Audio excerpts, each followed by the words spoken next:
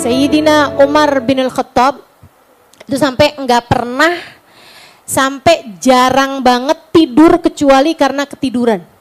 Sayyidina Umar itu di masa kekhalifahan beliau kalau tidur tuh ya karena ketiduran. Makanya tidurnya beliau tuh di mana-mana. Tidurnya Sayyidina Umar di mana-mana, teman-teman. Karena memang beliau tidak menyiapkan waktu tidur. Dia bilang, saya kalau mau tidur di waktu siang, bayatu haqqur ra'iyah, saya menyia-nyiakan haknya rakyat atas waktu saya.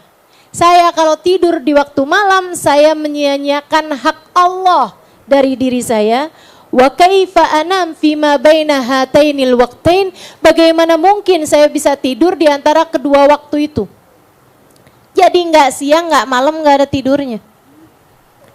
Bukan kayak kita yang diam-diam tidur. Sebentar-sebentar tidur gitu ya. Beliau malah tuh enggak punya waktu tidur kecuali karena ketiduran. Makanya ada banyak cerita tentang tidurnya Sayyidina Umar bin Khattab. Saya mau ceritain beberapa nih. Di antaranya seru-seru. Ceritanya Sayyidina Umar nih seru-seru, teman-teman. Ketika beliau menjadi khalifah. Ketika beliau sudah memasukkan Islam ke Romawi. Itu waktu itu negara paling kuat. Bukan memasukkan Islam. Menguasai. Ketika beliau mampu menguasai, menaklukkan. Bahasanya ya. Ketika khilafah Islamiyah sudah menaklukkan Romawi. Sedikit sekalian saya muliakan, maka Sayyidina Umar pun kemudian balik lagi ke Madinah, menunggu orang-orang Romawinya datang untuk membawa harta rampasan perang dan juga jizyah. Jizyah itu kayak upeti-upeti, dibawa ke Madinah gitu. Satu hari datanglah nih, Kaisar Romawi yang agung. Raja terbesar zaman itu. Kalau sekarang saya nggak ngerti deh tuh. Raja presidennya apa kali ya, Amerika atau kayak gitulah, yang negara yang paling dianggap kuat, adik kuasa pada masa tersebut. Itu Romawi sama Persia. Makanya kalau teman-teman suka dengar kan, kerajaan Romawi, kerajaan Persia, karena memang di masa itu negara adik kuasanya tuh dua itu. Romawi sama Persia gitu. Nah, datang nih ceritanya kaisarnya sesudah ditaklukkan sama umat Islam. Umat Islam berhasil menguasai, menaklukkan Romawi sampai kemudian udah berada di dalam kekuasaannya Islam nih, Romawi ini. Sayyidina Umar balik dong sama pasukan-pasukannya, nungguin kapan mereka datang mau bawa harta rampasan sekaligus jizyah, upeti-upeti. Masuklah mereka, kemudian disambut sama pasukan Islam, kemudian mereka dibawa masuk ke masjid. Mereka nunggu di masjid ini untuk mereka nanti akan diperkenankan bertemu dengan khalifah. Jadi dibawa masuk ke masjid, silahkan masuk ke masjid gitu kan, nanti akan berjumpa dengan khalifah. Duduklah nih Raja Romawi ini, bersama dengan pasukannya yang serba ini ya, kuat, mewah gitu kan, pakaiannya yang serba ini dan bawa upeti-upeti yang luar biasa banyaknya, emas-emas lantakan yang kayak apa gitu kan, emas yang lempengan emas itu loh, emas apa tuh namanya? Batangan, ya emas-emas batangan, segala macam tuh harta tuh ditaruh di luar masjid, kemudian merekanya orang-orang tuh duduk di masjid nungguin khalifah. 5 menit, 10 menit, nih kenapa ya khalifah kagak nemu-nemuin. Raja besar, teman-teman, raja paling besar masa itu. Disuruh nungguin khalifah. Nggak ada juga, yang ada beberapa umat Islam juga yang di situ kayak, tapi semuanya nggak ada yang berani gitu kan. Kayak menterinya apanya segala macam tuh udah duduk juga di situ gitu. Terus tuh Kaisar Romawi ini ngerasa kayak nggak enak banget ngelihat ada orang lagi tidur di situ. Kayak nggak hormat banget nggak sih? Kamu bayangin nggak sih? Ini teman-teman bayangin deh. Pertemuan antar pemimpin negara di suatu tempat, mereka udah nungguin, ada orang tidur di situ. Coba kebayang nggak?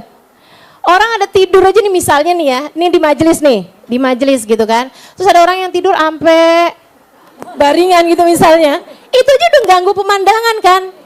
Ini Raja Romawi.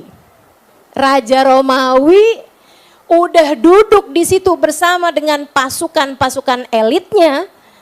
Di depannya itu udah ada menteri-menterinya umat Islam gitu ya. Ada orang-orang kayak panglima besarnya, ada ininya, ada itunya, ada sekretaris negara, ada segala macam gitu. Mereka lagi nungguin khalifah keluar, ada yang tidur. Lama-lama dia nggak tahan. Terus dia bilang gitu kan sama salah satu dari orang yang ada di situ. Dia bilang, ini khalifah belum keluar juga. Kita tunggu aja. Gitu kan? Kita tunggu aja. Kalau gitu apa enggak orang yang tidur ini dibangunin? Gak enak banget mata saya gitu ngelihatnya. Terus mereka bilang, maafkan kami Tuan, yang tidur itulah khalifah kami. Ya Allah, Sayyidina Umarnya lagi tidur di masjid. Masya Allah, Masya Allah. Itu cerita pertama tentang tidurnya Sayyidina Umar bin Khattab. Jadi kapan aja ada waktu buat tidur, kapan aja ada kesempatan gitu kan. Tidur aja gitu. Di mana-mana tempat. Nggak punya tempat buat tidur, nggak punya waktu tertentu buat tidur. Karena beliau merasa menyia-nyiakan haknya umat ketika beliau tidur di waktu siang, menyia-nyiakan hak Allah ketika beliau tidur di waktu malam. Masya Allah, Masya Allah. Beliau mengatakan, lauba al-ibil fi khilafati, kalau ada unta tersesat di negara saya, di kawasan saya, kalau ada unta tersesat di kawasan saya takut untuk ditanya sama Allah, Umar, kenapa kamu tidak bisa memberikan jalan yang benar buat unta tersebut? Itu Sayyidina Umar. Ada unta nyasar aja dia takut tuh sama hisab di sisi Allah Subhanahu wa taala. Masya Allah, luar biasa. Saudara sekalian, urusan keadilan urusan tidur lagi nih ya. Ada satu cerita lagi. Di Mesir, waktu itu Mesir itu sudah jadi, Qahirah itu ya Mesir, itu udah jadi satu provinsi dari provinsi-provinsinya umat Islam. Jadi besarnya kekuasaan Khilafah Islamiyah, waktu itu Mesir tuh hanya satu provinsi. Yaman tuh satu provinsi, gitu. Gede karena kan memang kekhilafahan Islamiyah ini. Nah, si Mesir ini teman-teman sekalian punya gubernur kan. Gubernur ini lagi mau ngebangun istana kegubernuran. Dia udah ukur-ukur tanah, udah apa ini segala macam. Terus akhirnya mulailah rumah-rumah ini dibeli, tanah-tanah yang ada di sekitar nih dibeli sama emirnya ya, sama gubernurnya Mesir gitu. Semuanya tuh pada mau gitu, dibeli ya memang buat pembangunan istana. Kalau istana kan ada balairungnya, ada apanya, ada apa segala macam kan. Kecuali satu rumah. Ada satu orang nggak mau jual rumahnya. Sampai dipanggil sama emirnya nih, sama gubernurnya nih. Dia bilang, kamu jual dong tanah kamu gitu. Oh enggak, saya nggak mau gitu. Tapi kan rumah kamu kan gubuk, rumah kamu nggak pantas juga ada di sini gitu kan. Masa istana terus ada rumah gubuk di area situ kan gitu. Memang masih masuk di areanya kerajaan, areanya kegubernuran itu gitu. Terus akhirnya, oh enggak, saya nggak mau, ini rumah kesayangan saya, ini adalah warisan dari bapak saya, dari ibu saya punya banyak kenangan di situ, ini apa enggak mau jual. Sampai ditawarin sama amirnya mau dibeli 2 kali lipat, enggak mau juga. Satu hari dia keluar kerja, dia pulang rumahnya udah rata tanah. Udah rata tanah, kesel banget kan dia kan. Akhirnya dia datengin khalifahnya, dia datengin emirnya itu, terus dia bilang, liatin ya, saya mau adukan kepada khalifah Amiril Mukminin Umar bin Khattab.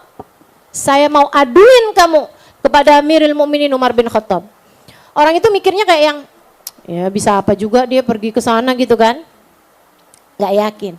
Dia beneran loh pergi jalan kaki. Dari Mesir sampai ke Madinah. Sampai akhirnya nyampe di Madinah di jalan tuh sesudah berminggu-minggu barangkali. Sampai akhirnya dia mikir gitu. Wih, rumahnya Emir aja kayak gitu gedenya istananya. Kayak gimana ya istananya Amirul Mukminin Umar bin Khattab. Dia udah ngebayangin nih. Dia mau ngadu nih urusan rumah dia yang rata tanah itu. Akhirnya dia masuk ke Madinah, nih udah nyampe ke Madinah. Dia mau nanya sama orang. Dia toleh, dia masuk kayak ke daerah hutan-hutan, maksudnya kayak kebon-kebon gitu, yang enggak ini. Di tanah lapang, dia lihat ada orang lagi tidur. Dia bangun ini pakai kaki. Pak, bangun Pak. Si orangnya buka mata gitu. Pak bangun Pak, saya mau nanya urusan penting nih. Dia duduk. Kenapa? Mau nanya dong. Di mana rumahnya? Di mana istananya Amirul Mukminin Umar bin Khattab? Dia nggak punya istana. Kalau gitu di mana rumahnya? Di atas tanah. Semua rumah juga di atas tanah kali Pak. Maksud saya, di mana saya bisa berjumpa dengan Amirul Mukminin Umar bin Khattab? Di mana Amirul Mukminin Umar bin Khattab sekarang berada? Di depan kamu. Yang tidur itulah Amirul Mukminin Umar bin Khattab. Tidur di atas tanah, nggak pakai pengawalan, nggak pakai bodyguard, nggak pakai ajudan, nggak pakai pas pampres. Masya Allah, Sayyidina Umar bin Khattab radhiyallahu taala anhu arda. Kenapa? Kata Sayyidina Umar. Ini nggak lagi nyamar jadi khalifah ini ya. Emang beneran khalifah. Dia bilang, kenapa? Kamu benar Khalifah Amirul Mukminin Umar bin Khattab? Iya. Gitu kan. Terus akhirnya sudah dia merasa yakin, kemudian dia pun ceritalah tentang urusan tanahnya yang dirata tanah, rumahnya yang dirata tanah itu. Sayyidina Umar liatin, terus habis itu bilang, tuh ambil itu tuh. Apa itu tuang? Ambil aja tuh. Tulang itu ambil. Diambil tulang sama dia, sama orang tadi, kasihin kepada Amirul Mukminin. Sayyidina Umar pegang tulang itu kering ya. Terus habis itu digaris sama Sayyidina Umar. Nih, kasihin sama emir kamu itu, sama gubernur kamu itu. Tulang doang. Wahai Amirul Mukminin, saya ini udah jalan dari Mesir kemarin ini berminggu-minggu. Dan kamu hanya memberi saya tulang, kata Amirul Mukminin, pergilah. Bawalah tulang itu, sampaikan langsung kepada amirmu itu. Akhirnya ya udah, dia pergi juga tuh bawa tuh tulang. Sampai akhirnya nyampe ke istana, dia bilang, saya mau ketemu Amir gitu kan. Dia bilang nggak bisa, saya bawa pesan dari Amirul Mukminin Umar bin Khattab. Akhirnya kan boleh juga tuh, sampai ketemu. Dia bilang, saya tuan yang rumah saya kamu ratakan dengan tanah. Saya pergi kepada Amirul Mukminin Umar bin Khattab dan beliau menyerahkan ini. Wah, walaupun dia nggak yakin ini apa. Tapi kan dibawa pesannya Sayyidina Umar nih kan. Jadi dia harus meyakinkan gitu kan bahwa itu penting gitu. Dan Sayyidina Umar bin Khattab memberikan kepada kamu ini. Waduh gitu. Orang itu nerima tulangnya. Terus dia ngeliat garisnya itu. Untung aja tuh gubernurnya cerdas.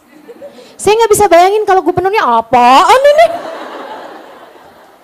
Emang susah komunikasi sama orang yang enggak ini gitu ya, yang ya susah diajak komunikasi gitu kan. Akhirnya teman-teman, dia begitu ngeliat tuh tulang dengan garis lurus itu digemeteran. Terus dia langsung bilang sama ajudan-ajudannya, dia bilang, tolong segera bangunkan kembali rumah orang ini. Dia minta dibangunkan lagi, dia nggak peduli walaupun itu ada di halaman istananya, dia dibangunkan lagi teman-teman sekalian. Terus dia kan karena penasaran kan, dikasih tulang doang sampai segitunya. Dikasih tulang doang tuh, cuman digaris. Terus dia nanya kan, dia bilang kalau boleh saya tahu apa arti tulang itu. Dia bilang Amirul Mukminin berkata kepada saya, luruslah kamu seperti garis ini atau kalau enggak kamu aku jadikan tulang belulang. Gitu artinya ternyata. Tuh Sayyidina Umar bin Khattab. Keren teman-teman. Mereka nih pemimpin-pemimpin yang luar biasa. Nah Sayyidina Umar itu juga ada nikah sama cucunya Nabi Muhammad. Nah, ini mungkin ada yang nggak tahu. Jadi Sayyidina Umar itu mertua Nabi dan cucu Nabi. Menantu cucu. Mertua Nabi Muhammad karena Nabi Muhammad kawin sama Hafsah. Hafsah adalah merupakan putrinya Sayyidina Umar.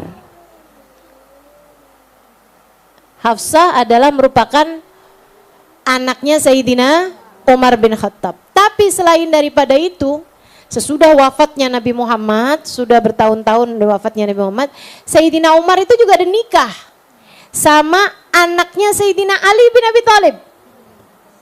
Jadi kalau kamu dengar ada hal-hal yang kayak bentrok antara Sayyidina Umar sama Sayyidina Ali, ini orang nggak ngerti sejarah, nggak kenal fakta sejarah.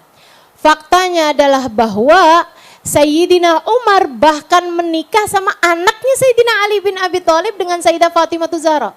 Namanya Ummu Kalthum. Anaknya Sayyidina Umar bin Khattab, Sayyidina Ali bin Abi Thalib sama Sayyidah Fatimah itu ada 5 tapi satu meninggal kecil. Ya, Hasan, Hussein, Zainab sama Ummu Kalthum. Nah, nih Zainab sama Ummu Kalthum. Nah, yang Ummu Kalthum itu menikah dengan Sayyidina Umar bin Khattab. Paut usia yang sangat jauh, teman-teman. Ya kebayang dong, Sayyidina Umarnya temennya kakeknya. Meskipun Sayyidina Umar sama Nabi Muhammad beda ya 10 tahunan usianya gitu. Tapi kan ya tetap aja kan jauh lebih tua gitu. Sayyidina Umar bahkan lebih tua daripada Sayyidina Ali bin Abi Thalib. Ayahandanya. Kenapa Sayyidina Ali membiarkan putrinya atau malah menyerahkan atau malah mengawinkan putrinya dengan Sayyidina Umar yang tentu saja usianya sangat jauh berbeda dengan putrinya tersebut adalah karena kepengen berkah, teman-teman. Pengen berkahnya Sayyidina Umar.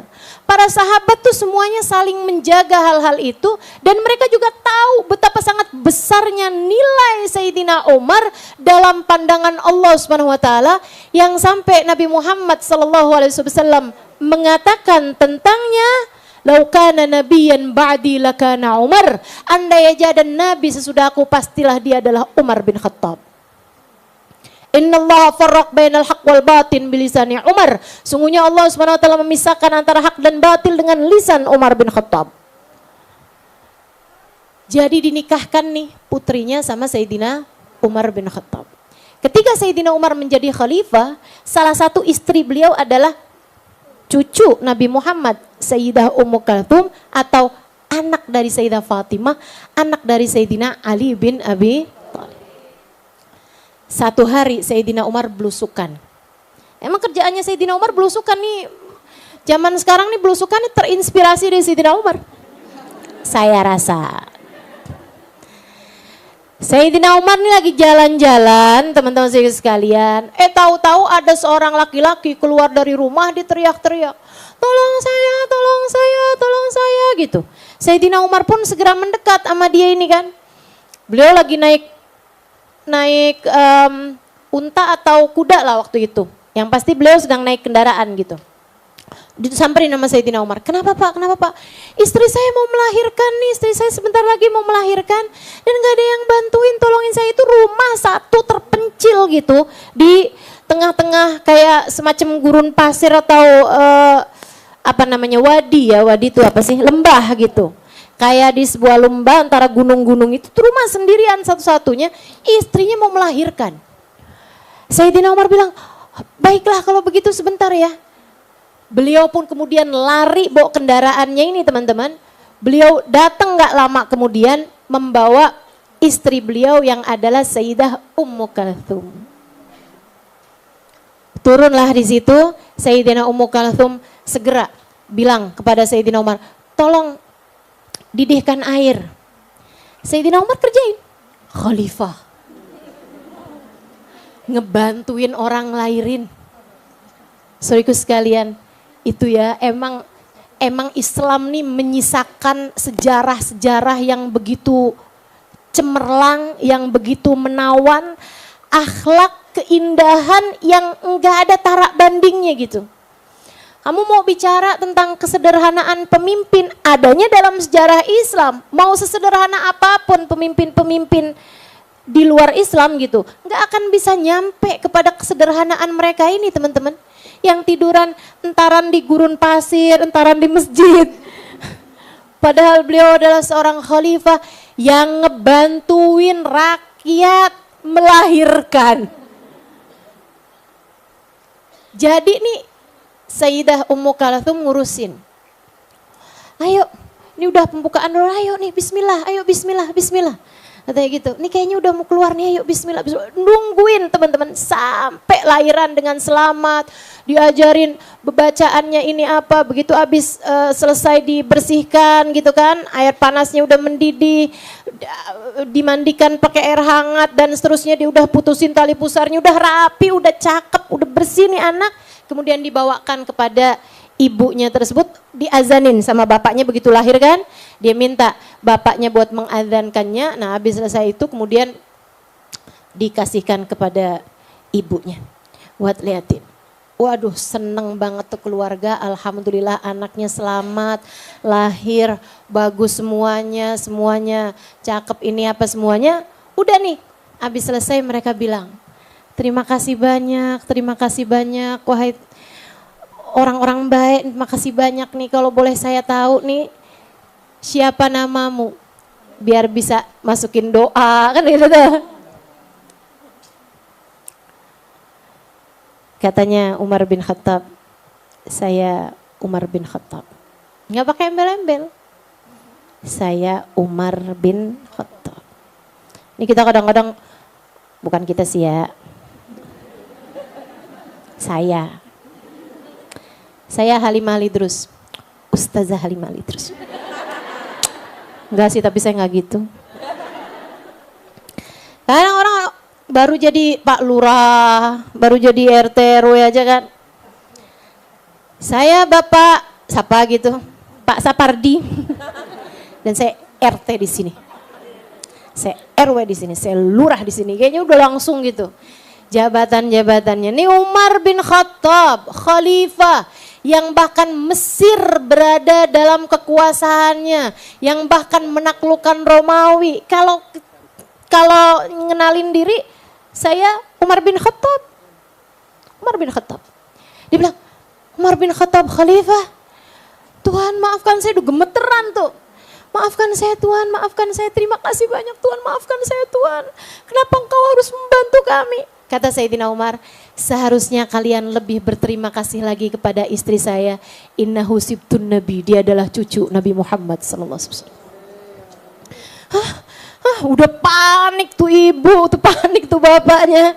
Dia bilang, cucu Nabi, Sayyidah Ummu Kalthum, astagfirullah, maafkan kami Tuhan, maafkan kami. Udah disuruh ngurusin anak, bersihin darah-darah yang keluar. Masya Allah, Masya Allah. Luar biasa, luar biasa. Tuh, pejabat-pejabat dunia yang kita pastikan akan jadi pejabat-pejabat akhirat juga. Sementara apalah arti jabatan dunia jika membuat seseorang harus tersangkut di negeri akhirat nanti? Apa arti jabatan yang dimiliki seseorang jika membuatnya harus tertahan di saat penghisaban? harus tertahan di saat amal nanti dipertanggungjawabkan. Mudah-mudahan Allah Subhanahu wa taala selamatkan kita semuanya insyaallah dari rasa cinta terhadap hal-hal yang dapat menjadikan kita terhalang dari rahmat dan ridha Allah Subhanahu wa taala. Kita juga doakan pejabat-pejabat kita yang terutamanya nanti akan terpilih, mudah-mudahan Allah karuniakan ketakwaan, Allah karuniakan bimbingan dari Allah Subhanahu wa taala. Kita minta pada Allah Subhanahu wa taala agar mereka adalah orang-orang yang memang dapat memberikan kemaslahatan bagi umat Islam insyaallah. Amin ya rabbal alamin.